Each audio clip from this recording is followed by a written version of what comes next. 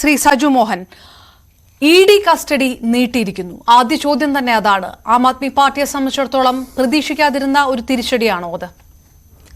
തീർച്ചയായിട്ടും നരേന്ദ്രമോദി ഭരണകൂടത്തിൽ നിന്ന് ആം ആദ്മി പാർട്ടി ഒരു സൗജന്യം പ്രതീക്ഷിച്ചിട്ടില്ല. ഇ.ഡി.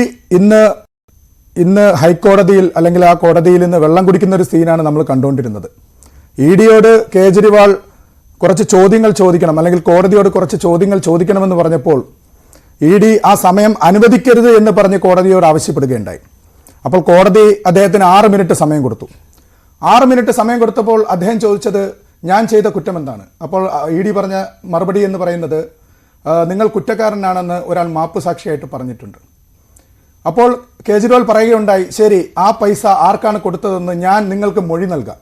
കാരണം അദ്ദേഹത്തെ അറസ്റ്റ് ചെയ്തിരിക്കുന്നത് മറ്റൊരു വ്യക്തിയുടെ മൊഴി പ്രകാരമാണല്ലോ. യാതൊരു എവിഡൻസും ഇതുവരെ ഇ.ഡിക്ക് കളക്ട് ചെയ്യാൻ കഴിഞ്ഞിട്ടില്ല. അപ്പോൾ അദ്ദേഹം പറഞ്ഞു, ഞാൻ ഈ പൈസ കൊടുത്തിരിക്കുന്നത് നരേന്ദ്രമോദിക്കും അമിത്ഷായ്ക്കുമാണ്, നിങ്ങൾക്ക് അവരെ അറസ്റ്റ് ചെയ്യാൻ കഴിയുമോ ഈ ഒരു മൊഴിയുടെ ബലത്തിൽ എന്ന് ചോദ്യത്തിന് ഇ.ഡിക്ക് ഉത്തരമില്ലാതായിപ്പോയി. അതിനുശേഷം അറസ്റ്റ് നീട്ടണമെന്ന് പറഞ്ഞതുകൊണ്ട് അറസ്റ്റ് കോടതി നീട്ടിക്കൊടുക്കുകയും കേസ് മറ്റൊരു ദിവസത്തേക്ക് മാറ്റിവെക്കുകയാണ് ഉണ്ടായത്. ഏപ്രിൽ 1 അടുത്ത കേസ് എടുക്കുകയാണ്. നമുക്കറിയാം, രാഷ്ട്രീയപരമായിട്ട് നമ്മുടെ ലോക്സഭാ തെരഞ്ഞെടുപ്പിനെ എങ്ങനെ BJP വരുതിയിലാക്കാം എന്നുള്ള കുതന്ത്രങ്ങളുടെ ഭാഗമായിട്ടാണ് ഇന്ന് അരവിന്ദ് കേജ്രിവാളിനെ തടങ്കലിൽ വച്ചിരിക്കുന്നത്. അത് ശരിയായ ഒരു തീരുമാനമല്ല. അതിനെതിരെ ആം ആദ്മി പാർട്ടി ഒന്നടങ്കം എല്ലാവരും കേജ്രിവാൾ ആയിക്കൊണ്ട് തന്നെ പ്രതികരിക്കും. അപ്പോൾ സജുമോഹൻ, പ്രധാന വിഷയം, ഇങ്ങനെ ഒരു വിഷയം വരുമ്പോൾ ഇ.ഡി. കസ്റ്റഡിയിൽ വെച്ചിരിക്കുന്നതിനെ എതിർത്തുകൊണ്ടൊരു ഹർജി വരിക, ഈ പറഞ്ഞതുപോലെയുള്ള കാര്യങ്ങളെല്ലാം കേജ്രിവാൾ അത് കോടതിയിൽ ഉന്നയിക്കുക, 100 കോടി എവിടെയാണെന്ന് കണ്ടെത്താൻ കഴിഞ്ഞിട്ടില്ലല്ലോ എന്നുള്ളൊരു ചോദ്യം ഉന്നയിക്കുക, 55 കോടി ശരത്ചന്ദ്ര റെഡ്ഡി BJPക്കാണ് കൊടുത്തതെന്ന് ഉന്നയിക്കുക, ഇത്തരം കാര്യങ്ങളെല്ലാം പറഞ്ഞിട്ടും അതൊന്നും, ആ വാദങ്ങളൊന്നും മുഖവിലക്കെടുത്തില്ല കോടതി എന്ന് വേട്ടെ മനസ്സിലാക്കാൻ. നീതിന്യായ വ്യവസ്ഥയുടെ ഭാഗത്തുനിന്ന് അത്തരം ഒരു നിലപാടെടുക്കുകയും അതുകൊണ്ട് തന്നെ ഇ.ഡി. കസ്റ്റഡിയിൽ തുടരട്ടെ അരവിന്ദ് കെജ്രിവാൾ എന്നൊരു തീരുമാനത്തിലേക്ക് കടക്കുകയും ചെയ്തു എന്ന് പറയുന്നിടത്ത് ഒരു തിരിച്ചടി ഉണ്ടല്ലോ. അതൊരു നിയമപരമായിട്ടുള്ള ഒരു തിരിച്ചടി ആദ്മി പാർട്ടി നേരിടുന്നുണ്ട് എന്നുകൂടിയല്ലേ? നിയമപരമായ തിരിച്ചടി എന്ന് പറയാൻ കഴിയില്ല. നമുക്ക് രണ്ടും രണ്ടായിട്ട് എടുക്കാം. കാരണം കേജ്രിവാളിന്റെ കേസിൽ, ഇപ്പോൾ അരവിന്ദ് കേജ്രിവാളിന്റെ കേസിൽ ഇ.ഡിക്ക് ഒരു തെളിവും കിട്ടിയിട്ടില്ല. പക്ഷേ ഇലക്ട്രൽ ബോണ്ട് വെളിയിൽ വന്നപ്പോൾ ശ്രീ ശരത്ചന്ദ്ര റെഡ്ഡി ആ 50 കോടി ആർക്കാണ് കൊടുത്തതെന്ന് ഇവിടുത്തെ എല്ലാ പൗരന്മാരും കണ്ടൊരു സംഭവമാണ്. ഇന്ന് വളരെ സുപ്രധാനമായ ഒരു നീക്കമുണ്ടായി. സുപ്രീം കോടതിയിൽ 600 അഡ്വക്കേറ്റ്സ്, ലായേഴ്സ് ചേർന്നിട്ട് ചീഫ് ജസ്റ്റിസിന് ഒരു എല്ലാവരും ചേർന്ന് സൈൻ ചെയ്തുകൊണ്ടൊരു ഹർജി സമർപ്പിക്കുകയുണ്ടായി. അതായത് ഇന്ത്യൻ ജുഡീഷ്യറി അപകടത്തിലാണ്, സുപ്രീം കോടതി ഇതിന് പ്രതികരിക്കണമെന്ന് പറഞ്ഞുകൊണ്ട് ഇന്ന് വളരെ നിർണായകമായൊരു നീക്കം ഇന്ന് ഡൽഹിയിൽ നടക്കുകയുണ്ടായി. അപ്പോൾ ഇതിൽ നിന്നെല്ലാം നമ്മൾ മനസ്സിലാക്കുന്നത് എന്താണ്?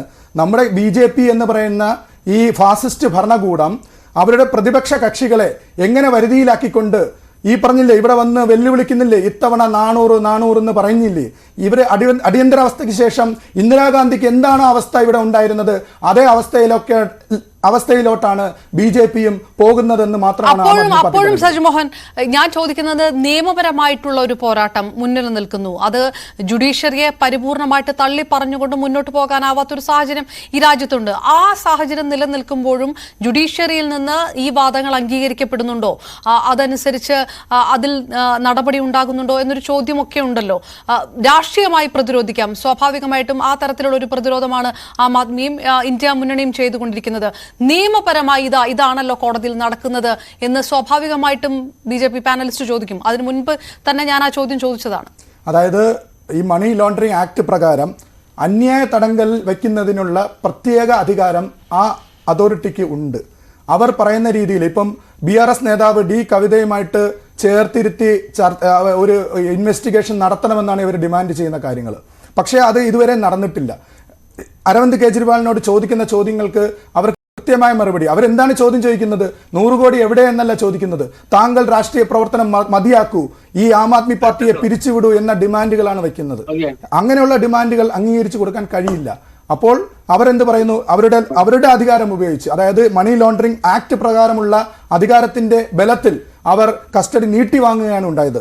നമ്മൾ മനീഷ് സിസോദിയയുടെ കേസിൽ നമുക്കറിയാം, കോടതി തന്നെ പറഞ്ഞു ഈ കേസ് കുറ്റപത്രം സമർപ്പിച്ചിട്ട് കോടതിക്ക് മുന്നിൽ വന്നു കഴിഞ്ഞാൽ 2 മിനിറ്റ് പോലും ഇതിന് ആയുസില്ല എന്ന് പറഞ്ഞതും നമ്മൾ കണ്ടതാണ്. അത്രയേ ഉള്ളൂ. ഞങ്ങൾ കാത്തിരിക്കുകയാണ് കേജ്രിവാൾജിക്ക് വേണ്ടിയിട്ട്. ഓക്കെ.